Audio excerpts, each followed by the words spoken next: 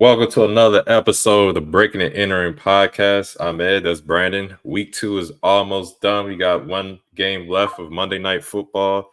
The Eagles going against the Falcons. Brandon, how you doing today? Not a victory Monday, man. We're not used to this in Baltimore, man.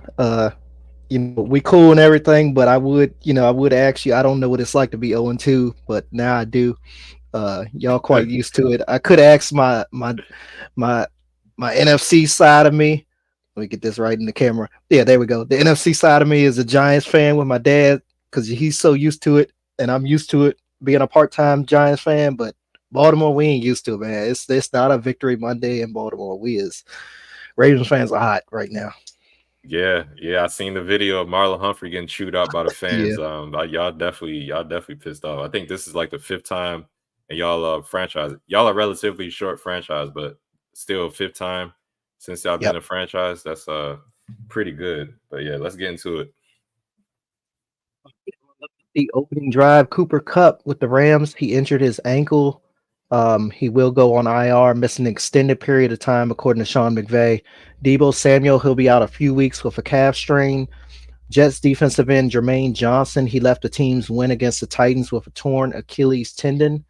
Panthers coach Dave Canales, he's decided to quarterback Bryce Young. Um, Andy Dalton, the Red Rifle, they call him, will start Sunday's game against the Raiders. Um, Dolphins, they've signed quarterback Tyler Huntley. I'm sad about that. We've lost our guy again.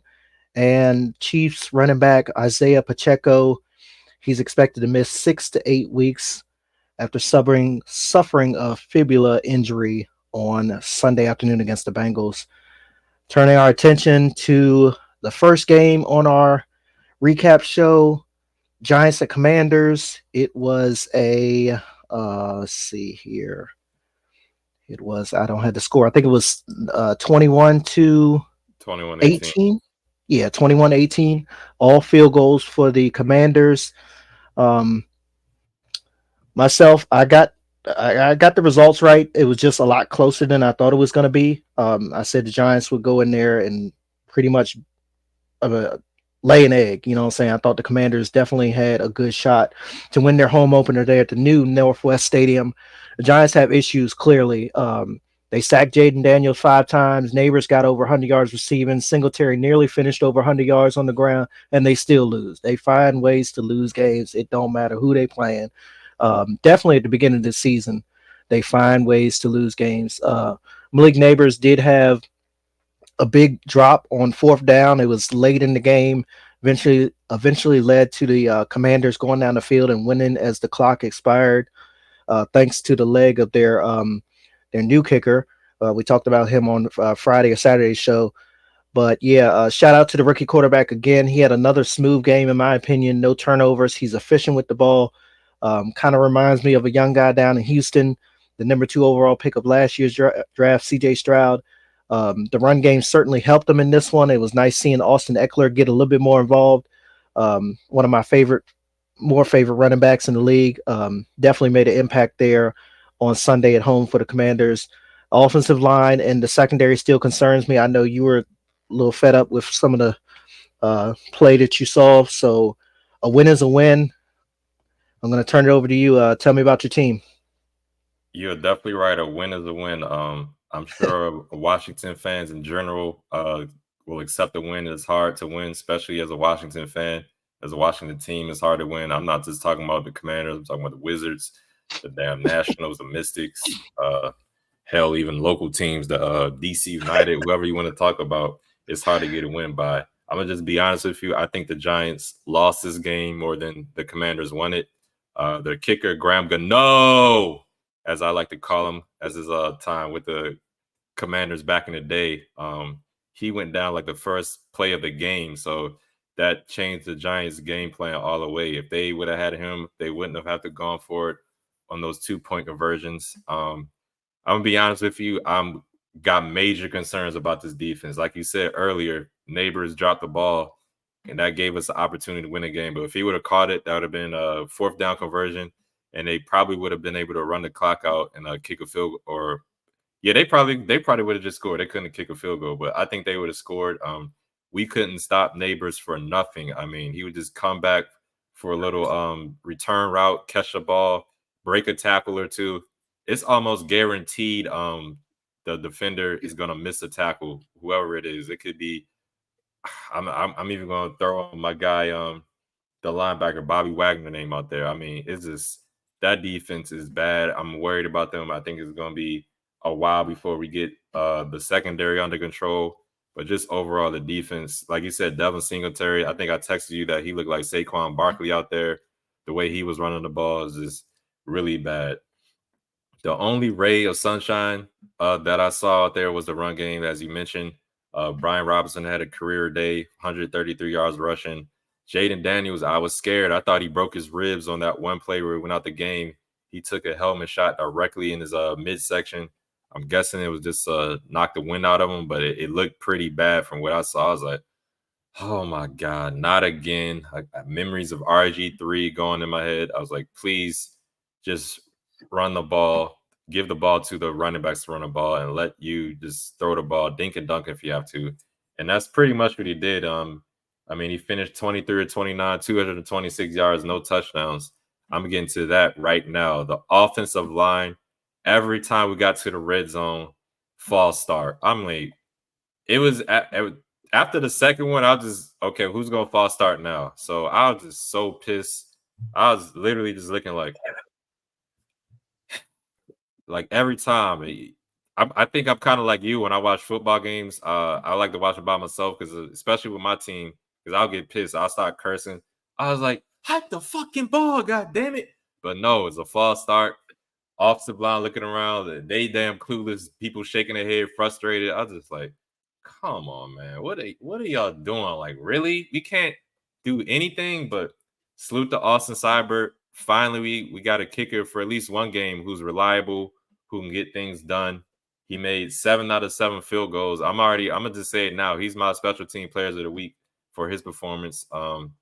Kicking the game winning field goal too. So yeah, man. Wins are hard to come by in just the league period, but especially for us Commanders. I am happy we got the win, but I have some major concerns going into the rest of the season. And we'll see how they do. They need the best of luck. Hopefully, Jaden Daniels can stay healthy because he's starting to take some licks, and I'm getting concerned he might not last the whole season. Hopefully, he will. But we're gonna switch over to the AFC now. Talk about the Raiders beating the Ravens 26-23. I'm gonna keep it short. Justin Tucker, he missed another field goal. Is he starting to slip? I don't know because he missed a field goal last week. This one that he missed this week was about 50 something plus yards. So I don't know how you want to take that, but got a little bit of concerns with y'all. I'm not too concerned yet. You guys have a tendency to not close out games lately. I was watching Get Up. Rex Ryan was talking about, you were talking about it, Derrick Henry and his usage. I thought y'all should have ran the ball a little bit more to try to close the game out, but you didn't. Now I want to get to the defensive side a little bit. Devontae Adams and Brock Bowers, they went crazy. Specifically in that second half, things were kind of good for y'all in the first half, but that second half, Gardner Minshew kind of got rolling. Devontae Adams finished with over 100 yards, had the touchdown on Marlon Humphrey, and Brock Bowers was a safety blanket, it looked like. Whenever they needed a touchdown, or not a touchdown, a first down or a big gain, they were able to give it to Brock Bowers. So, yeah, I'm going to let you get over it too. Max Crosby, also, he had himself a fellow game. He had, I think, 2 sacks, maybe. If not, he had one major sack late in the game that when he pile drive Lamar. But, yeah, man, I'm going to let you get into it. I've seen this story before. Baltimore up by 10 in the fourth quarter at home in a 1 o'clock game, and we lose, especially against a team that we feel like we should have won. I can't remember who was on the call yesterday for CBS, but they was like, imagine how many people's survivor pools are destroyed after this. And yeah, because a lot of people anticipated a win at home for the Ravens. We're very good in home openers under John Harbaugh. I think that was our 4th loss under him since 2008 when he became coach, if I'm not mistaken. That's pretty damn good. But yeah, it just wasn't enough. If I had to describe this game in one word, it'd be sloppy, especially in the first half. Second half, it was just like you said, we just couldn't close. Can't run the ball on the right side of the offensive line. We can't protect Lamar on that right side. They knew to line up Max Crosby on that side, and they was going to have a mixed match from heaven. It was just going to be an open door, and they was going to get to Lamar with that. The offensive line needs changes, and it needs changes now. They started to play better when Rose Garden was in there at right tackle, but again, just like Kansas City, they kept shuffling him in and out with Patrick McCarry. McCarry started the game. I think he came in. Rose Garden came in with 5 minutes left in the second quarter. Um, then I think before I knew it, he was. They switched him out. I think in early in the third quarter, it was just. It's very tiring to see. You cannot build an offensive line when they're healthy. When you keep moving people in and out, just make up your mind. And then John Harbaugh in today's press conference, he was like, "Well, Ravens fans have been calling for Fale to be benched, and I'm not too much blaming Falehi, as more so the lineup. They got Falehi's like probably 370, 390 pounds, honestly, and 6 foot, probably damn near 7 foot tall. He was one of the biggest offensive linemen to ever be drafted. You got him playing right guard, and then you got a little man, Patrick McCarry, who's been able to flex in each offensive line position, like they said during the broadcast, as a fill-in. He's not a starter. Okay, it's just not working. Now, if you were to switch them two out, yes, I think it might be able to hold their own. But Ravens fans are calling for Ben Cleveland to start at right guard, and the rookie, I think the second rounder, I think he is Rose Garden. If he's not a second rounder, he's a third rounder out of University of Washington. Great offensive lineman. I think he's definitely going to be one of our better linemen once he does get in there. But yeah, uh, it's a mess on that offensive line. Then sticking to the first half, we had a stupid penalty on Chris Board on special teams. They never really explained what it was. They called it unnecessary roughness. He just looked like he just tackled the guy and he might have said something to him. That's the only thing the commentators could figure out what he did wrong. Because again, we never got an explanation unless I missed it in the press conference. Marlon Humphrey, he did pick off Gardner Minshew 2 plays later to give us the ball back. So Marlon did have a decent first half, and then came the second half. We'll get to that in a second. But shout out to the medical professionals at that game. We all saw the member of the chain gang who fell ill there in the second quarter. I hope he's okay. Great response by all the medical professionals. But yeah, on the second half, again, changes at right tackle. It's like the blink of an eye. You look and you got somebody else in there. We finally started to run the ball in the third quarter on our opening drive. Jackson the Flowers. And then Zay honored Jacoby Jones on a day that we honored Jacoby and our offensive line coach that died a couple weeks before the season. It was great to see that touchdown celebration. They call it it's the something city juke. They call Jacoby's old touchdown. I can't remember it. I had it written down somewhere, but I lost it. And then all that after Derrick Henry was again running the ball. He was physical. He actually looked like the reason why we signed him. He even had a mean stiff arm on the Raider defender number 49. I didn't catch the guy's name. But after that, it started shifting in favor of the Raiders, man. We got a big stop on fourth down just past midfield. But no fear, Raiders fans. As y'all saw it, Lamar Jackson gave the ball right back to you. Okay, it was a tip pass interception. It wasn't necessarily his fault, but it goes against him. It tends to happen in those type of situations. Again, at home, I don't know what it is against these teams that we're supposed to beat. We have these silly plays like that. Our struggles continue against the tight end, as you mentioned, Brock Bowers. He got going in the second half, finished with 9 receptions for 98 yards. Again, most of them came in the second half.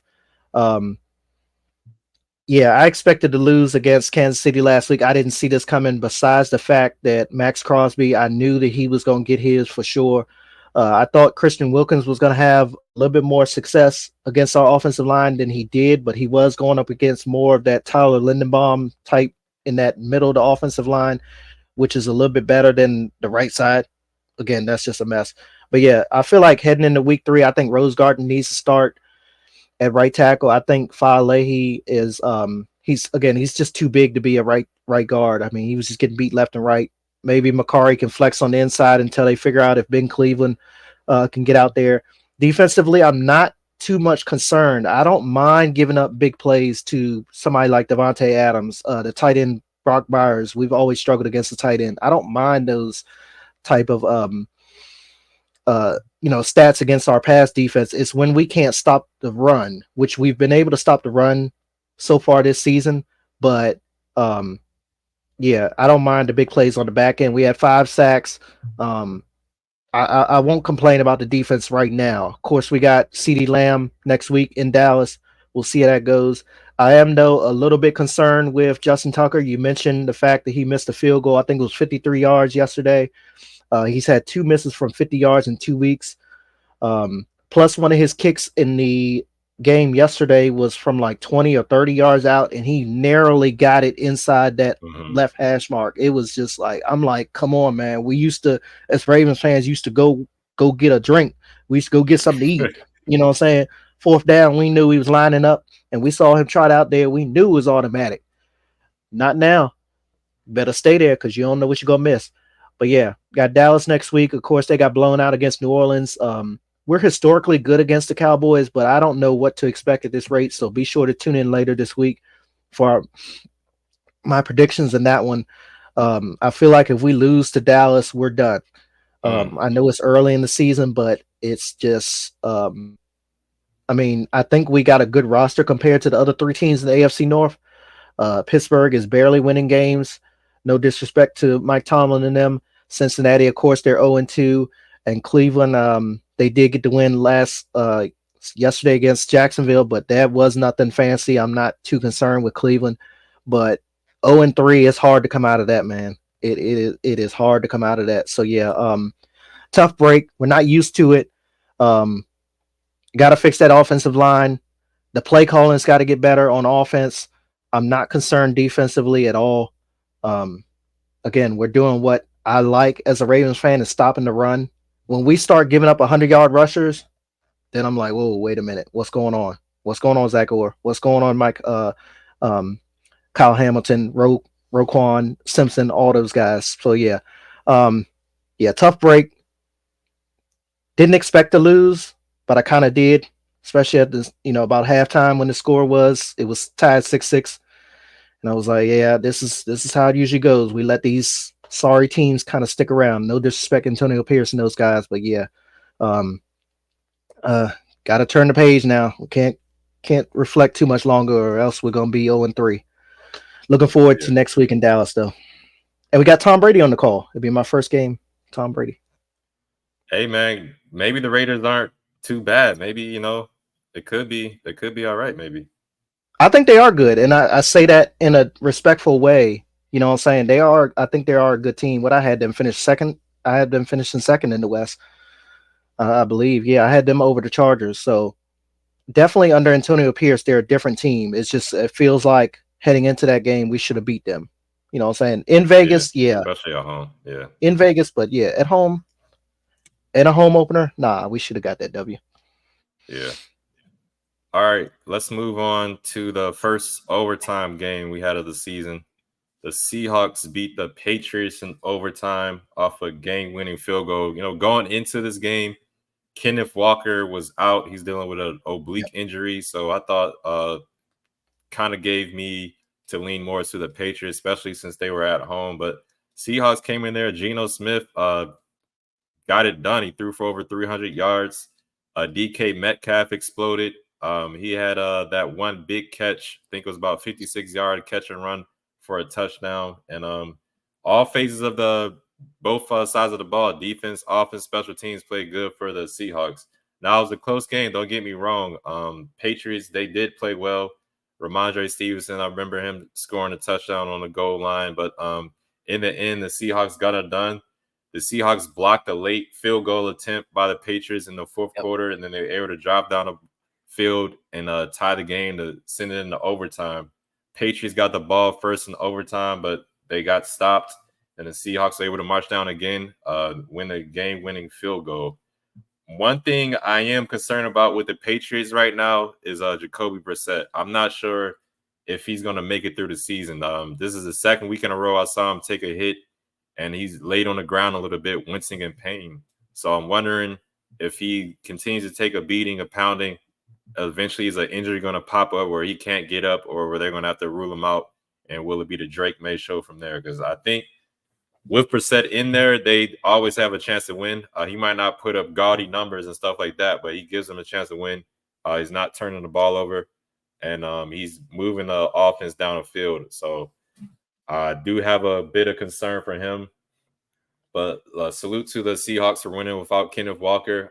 Their record without him wasn't good. So that, like I said, was the reason I was leaning towards the Patriots. But the Seahawks got it done. Geno Smith, like I said, over 300 yards passing. DK Metcalf exploded. So it was a good win for the Seahawks, who are now 2-0 with your former DC, Mike McDonald. Brandon, what did you think of this game? Yeah, what a girl. The game that I picked the Patriots in my picks league, did it was looking good there for a second, man. It was looking like New England was going to go to 2-0, but yeah, these quarterbacks, flawless games in my opinion. Both had big plays by their skill position players. It seemed to be the tight end show for New England, and of course for Seattle, it was those big receivers, JSN and DK Metcalf. But when it came down to it, the most, I think that Seattle roster, the experience of that Seattle roster proved to be the difference. Was heading into overtime. Again, I thought New England had that over momentum and was going to pull it out, but Geno pulled out that 8-play, 71-yard drive there to set up that Jason Myers field goal there um, in overtime. Yeah, New England secondary, they obviously struggled. Again, 129 yards by DK. JSN 117 yards.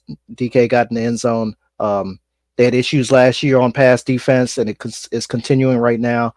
But shout out to their run defense, though. They really shut down the Seattle run game. Again, it was without Kenneth Walker, but Zach Charbonnet, he's I think he's a force to be reckoned with. So for them to hold him in check, yeah, I really do like that. Patriots got a short week. They head to the Jets on Thursday Night Football. Hopefully, it could be an interesting game. And the Seattle Seahawks, they'll host the Dolphins in Week 3. I think that'll be a really good matchup. I know the quarterback situation a little iffy down there in Miami right now. But yeah, that should be a good one. But yeah, Ravens fans had picture of Mike McDonald on Twitter. One of our fan pages after the game, they was like he should have got the head coaching job in Baltimore. But Damn. yeah, when it's a situation like that, your old DC, he's now 2-0. They look really good. Seattle does. I can see why some Ravens fans feel that way, but yeah, I mean, it is what it is. Yeah. Honestly. All right, now to uh one of the games in the late window on Sunday was Chiefs and Bengals there from Arrowhead. Came down to a 1 point win for the Chiefs. I feel like the Bengals more so let this game slip away. But how do you feel about this one? Yeah, definitely a back and forth game, really close. Chiefs are starting to look like the Patriots, where they just find ways to win. Yep. Sometimes the wins come in ways where they don't have to do anything. The opposing team will make a bonehead play, and they can capitalize on it. That's kind of what happened in this one. It seems like the Bengals kind of have the Chiefs number, or at least know what to do to make sure they don't get blown out by them, because they always seem to be playing them good. They either win or it's a close game to start. Bengals led 16-10 at half. Then the Chiefs came out in the second half, had a long drive. I think it was about 6 minutes they took off the clock and scored on that in the first possession of the second half. Then the Bengals scored on the fourth goal late in the third quarter, but they missed the PAT, which I don't know if that would contributed to the loss majorly, but definitely was an impact for them. There was a major play by Cam Taylor-Britt, who kind of had made some headlines before the game, talking about Xavier Worthy, where he picked off Mahomes, one-handed interception. I was like, damn, that was a really, really good play.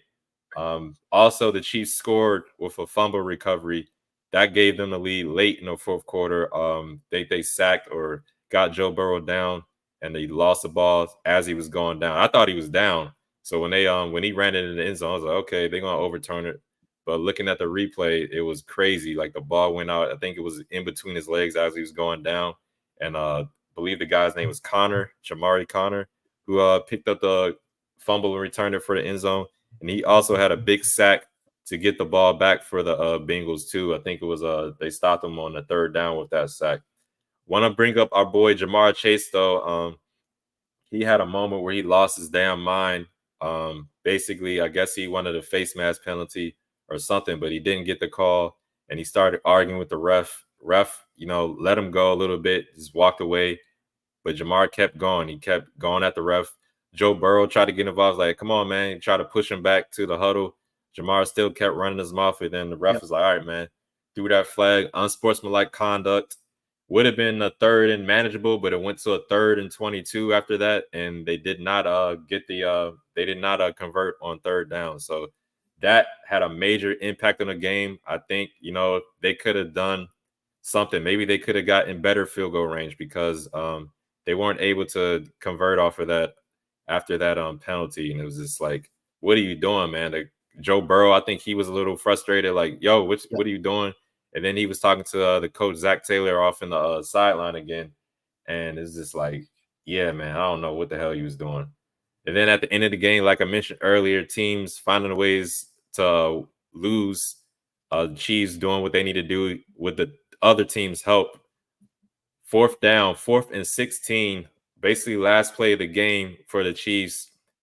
Patrick Mahomes scrambles out, extends the play a little bit, finds some time, throws it to, I think it was Rashee Rice, and the Bengals rookie cornerback panicked, hit the guy in the back trying to break up the pass, played through the receiver instead of playing more on the ball, and got that penalty, pass interference. And there we go from there. Harrison Butker was able to kick a field goal to win the game a few plays later.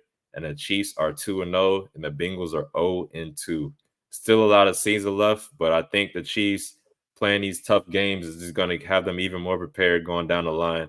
I am a little bit concerned with this Pacheco news, though, with his broken leg or tibia, I think you said it was. How long he's going to be out, where they're going to get the production, or if the passing game is going to get more involved. But it's definitely going to be interesting to see how they go from here. What do you think of this game, man? Yeah, I'm hearing they're exploring the possibility of Hunt. I can't think of his first name. Used to play for them. Kareem Hunt? Play, yeah, Kareem Hunt. I heard they're Oh, exploring okay. the possibility of bringing him back.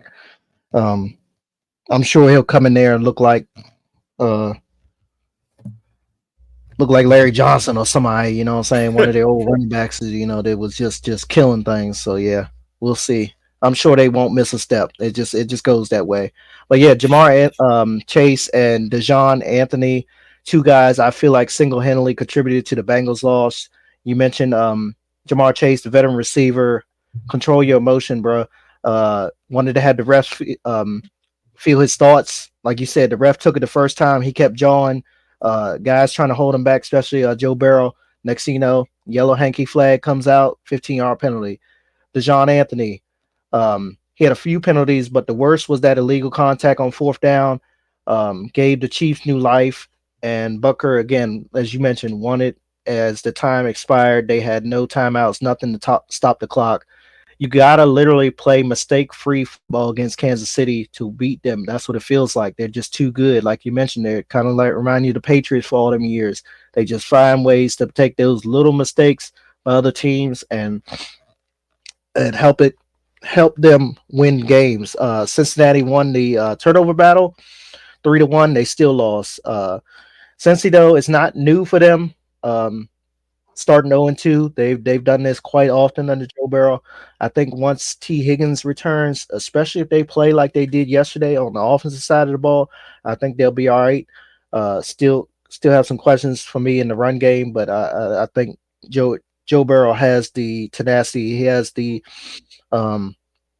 targets there with Jamar Chase and T to get things done. Yeah, like you mentioned, that one-handed interception by Cam Taylor Britt, it was generational. It was once in a lifetime. They was comparing it to OBJ. Uh, Hopefully he held on to that ball, and to make it even sweeter, it was against Patrick Mahomes. Unfortunately, it didn't end the way they wanted it to. But yeah, I think Cincinnati, they'll get back in the win column next week. I'm not going to mention who they play. You might know. But meanwhile, the Chiefs' schedule, it just gets even easier. They got a trip to Atlanta on Sunday Night Football. Your boy Kirk Cousins, we know how he play in prime time, so the Chiefs about to be 3-0. I'm just getting in my head now. So yeah. Very good game though. Again, I feel like the Bengals let it slip out of their hands for sure. Those two of those late plays there with Jamar Chase and the rookie defensive back Dejon Anthony. Hopefully they learn from that and don't let it happen again, especially against Kansas City if they happen to meet again uh, at a later time this season in the playoffs. All right, so let's go to our player awards now. Offensive player of the week, I've got J.K. Dobbins, 17 carries for 131 yards and a touchdown there for the Los Angeles Chargers against the team that you said if you want a guaranteed win, you got to play, and that's the Carolina Panthers. His second straight 100-yard ground game to start 2024, but an honorable mention there with the Chargers, Quentin Johnston, the second year wide receiver. I believe he's in the second year. 5 catches, 51 yards, 2 touchdowns. I haven't heard his name since draft night of 2023, but I heard it against the Panthers for sure. Who you got? Offensive player of the week. I gotta give it to Alvin Kamara, man.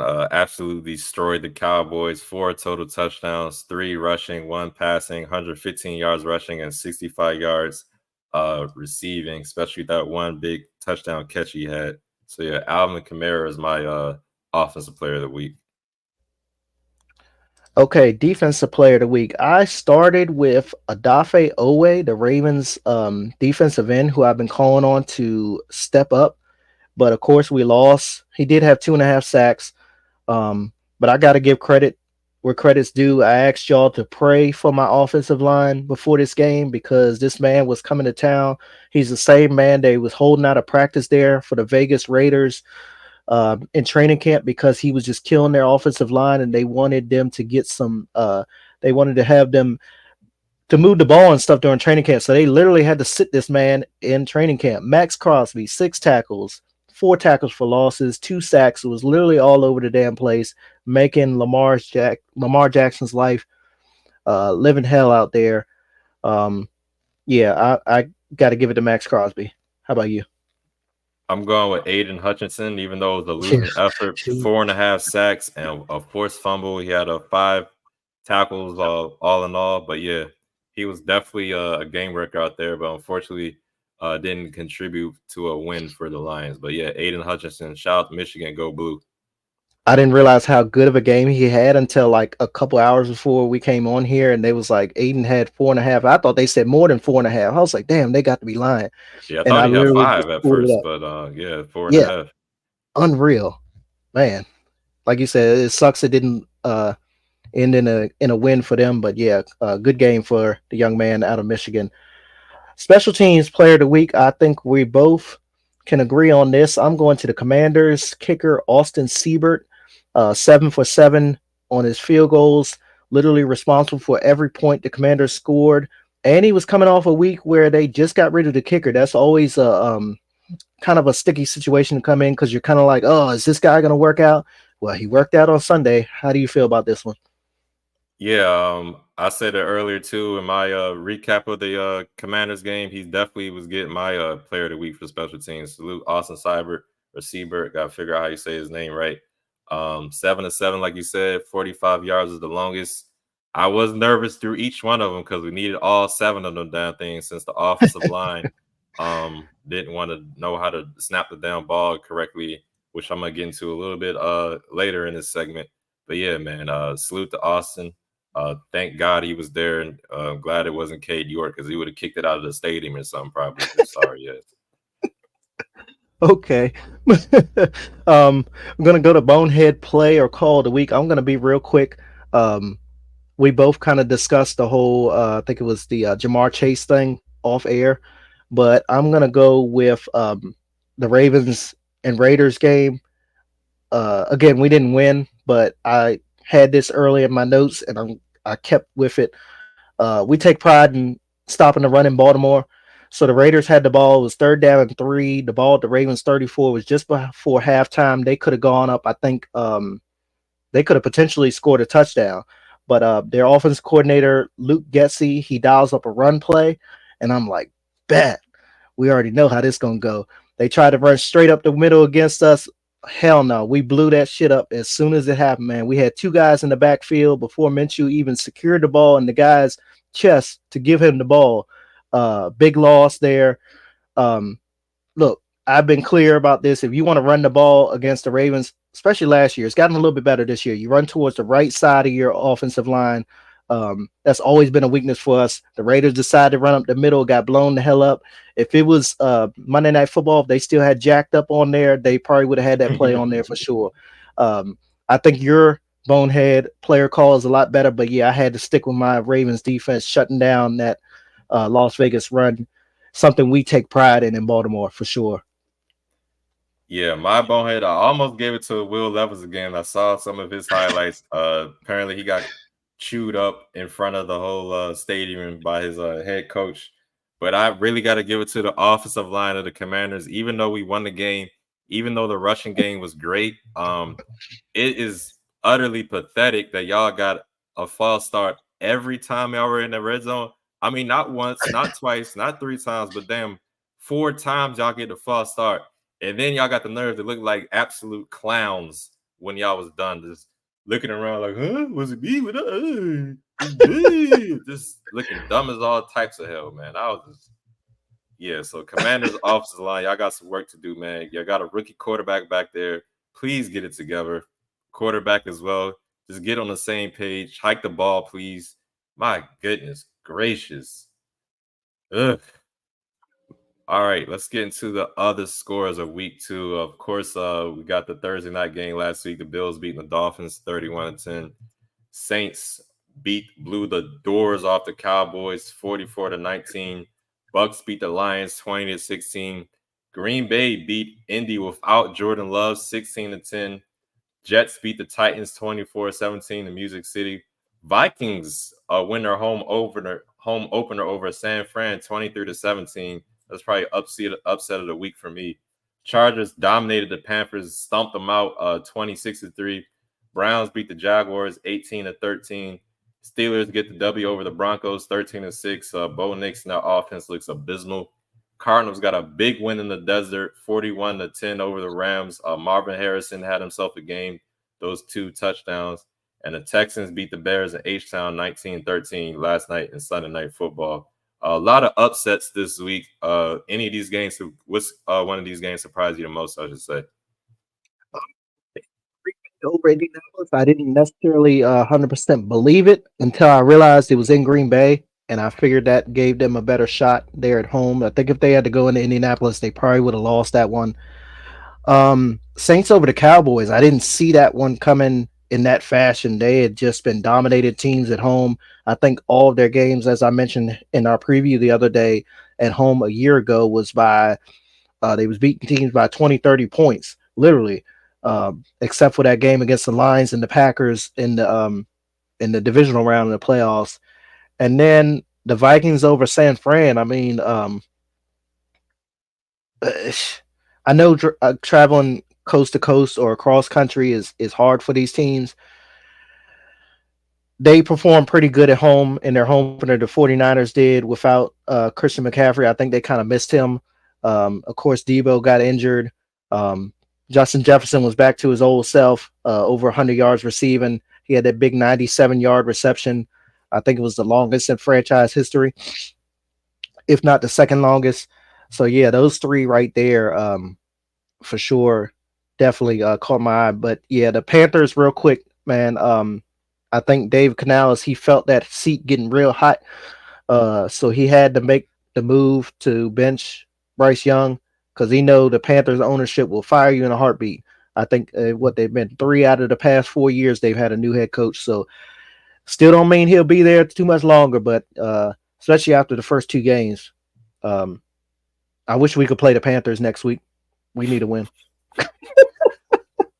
What about you? Which of these scores popped out to you? Definitely the Vikings winning over the San Fran. It might be a blessing in disguise that my guy JJ McCarthy tore his meniscus is out for the year. Sam Darnold's come in so far and Yeah. did what he needs to do, win games, and they're 2-0. I definitely didn't expect that. This almost was my pick of the week. San Fran over the Vikings. Glad thing I didn't make that happen. I would look like a complete idiot. But yeah, also Cardinals over the Rams. I wasn't. I mean, I could have thought the Cardinals would have won, but I didn't think it would be a blowout the way it was. They came out the gate smoking. Um, I benched Kyler Murray, one of my freaking fantasy leagues, because I thought Brock Purdy would do a little bit better against Minnesota. But no, Kyler Murray, once he scored that first touchdown, I was like, yep, he about to go out there and kill it. And like that's exactly what he did. Threw for 3 touchdowns. I think he had a bunch of yards rushing the ball too. So yeah. Salute to the Cardinals out there, man. All right, let's get into a little bit of this Monday night game. I'm always bad with these picks historically throughout our show so far. I'm gonna let you go first. How you think this game, Falcons and Eagles, are gonna go? Easy.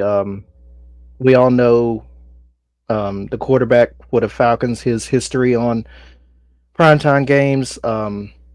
Stare at the link. That's a tough place to play as well. The Eagles have historically played well against the Falcons over the years, way back to when we was in high school, when it was Mike Vick and Algie Crumpler versus Donovan McNabb and Brian Westbrook and those guys.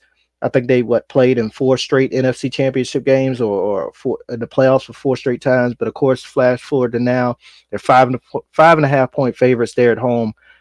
Saquon Barkley, of course, did his thing in week 1. I expect them to continue to run the ball. The Eagles are their best when they run the ball, um, especially when they finish over 200 yards rushing. I don't know if they'll get over 200 yards tonight, but run the ball. Honestly, might be best to keep the ball out of Jalen Hurts' hands. He had a turnover or 2 last week. Um, utilize them running backs down there. You got Saquon for a reason. I think AJ Brown is out of this one, so we'll see So how that factors into it as well. But yeah, I think the Eagles will handle them at home. I would probably say by 10 or 14 points, if not more. I feel very confident with the Eagles in this one. How about you?